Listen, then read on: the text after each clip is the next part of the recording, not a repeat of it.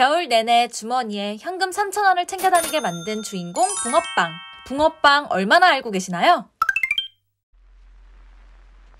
1946년 아이들이 길거리에서 먹고 있는 이것, 풀빵입니다. 당시 풀빵은 밀가루가 귀했던 시절답게 풀처럼 묽게 만든 밀가루에 팥도 없이 소금만 조금 뿌린 정도였다고 하네요. 가난했던 당시 사람들은 밥 대신 이런 풀빵으로 끼니를 때우곤 했습니다. 눈물 젖은 풀빵이라는 말이 생겨난 이유죠. 6.25 전쟁 이후 미국이 밀가루를 원조하면서 밀가루로 만든 길거리 간식이 널리 퍼지기 시작했는데요. 점차 그 모습이 갖춰져서 60년대부터는 국화빵이 널리 사랑받기 시작합니다. 지금은 거의 사라진 세시 풍습 중에 국화꽃으로 화전을 만들어 먹고 국화로 담근 술이나 차를 마시며 건강을 기원했던 명절이 있는데요. 음력 9월 9일, 양력으로는 10월 중순쯤이니까 제법 쌀쌀해지는 날씨거든요. 이때쯤 꽃이 피는 국화가 시기상으로 딱 맞을 뿐만 아니라 옛날부터 도자기나 전통 건축물에 국화 문양을 많이 쓰기도 해서 국화가 간식에 새겨진 건 어쩌면 당연한 것 같습니다. 1970년대 들어서는 붕어빵의 인기가 높아져서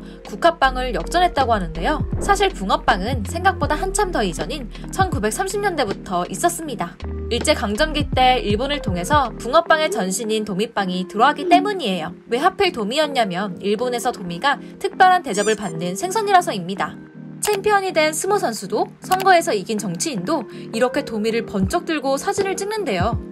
도미가 일본어로 축하를 뜻하는 표현과 발음이 비슷하기 때문이래요. 또 불그스름한 색깔이 경사를 상징하고 비늘 모양이 사무라이의 갑옷과 닮았다 하여 귀하게 여겨졌다는데요. 당연히 그 값도 비쌌겠죠. 값비싼 생선을 먹을 수 없는 서민들은 도미빵으로 만족해야 했습니다. 1909년 도쿄의 한 가게에서 처음 만들어졌다고 하지만 도미빵 역시 일본 개항기 때 들어온 서양의 와플을 본떠 만들어졌어요. 이때는 빵 안에 팥소를 넣어 만든 단팥빵이 한창 인기를 끌었는데요. 이걸 와플 같은 틀에 찍어서 모양을 낸 거라고 볼 수 있죠. 또 도미빵 속에 팥 말고 고기, 양배추가 들어가 있는 걸 보면 만두와 가깝다고도 할 수 있습니다. 그렇게 만들어진 도미빵은 일제강점기 때 우리나라에 들어옵니다. 당시 우리 기술로 반죽을 찍어 눌러 모양을 내는 빵틀을 만들기가 쉽지 않아서 일본 것을 들여다가 쓰기 시작했고 모양도 그대로가 된 거죠. 다만 우리나라에서는 도미가 일본만큼 친숙하지는 않았기 때문에 이름이 바뀌었는데요. 우리나라 하천 어디에서나 쉽게 찾을 수 있는 가장 친근한 물고기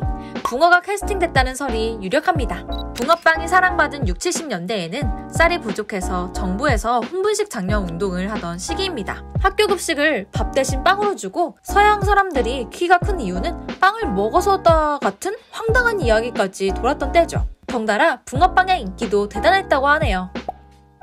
그러다 쌀 생산이 늘어 혼분식이 사그라들 때쯤 붕어빵도 서서히 사라졌고요. 86년 아시안게임, 88년 올림픽 때 도시 미관을 정리한다는 이유로 노점상이 대거 철거되며 붕어빵도 또 한 차례 위기를 맞습니다. 한동안 사라졌던 붕어빵 장수들이 다시 나타난 건 97년 IMF 전후였는데요. 일자리를 잃은 사람들이 길거리로 나와 노점상에 뛰어든 겁니다.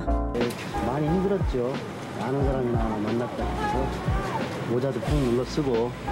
갑자기 늘어난 붕어빵 장수들이 차별화를 위해 만든 게 찹쌀을 넣어 쫀득하게 만든 잉어빵이에요. 재미난 모양을 찍어낸 똥빵부터 팥 대신 피자 소스나 치즈, 크림을 넣은 붕어빵 등 품목이 다양해진 것도 이때부터라고 하네요. 요즘은 어떨까요? 재료값이 많이 오르고 길거리 손님이 줄어들어서 붕어빵 가게가 많이 사라지고 있다는데요. 얘기하다 보니 좀 아쉬워지네요. 그래도 오늘도 주머니에 현금 3,000원 챙기셨죠?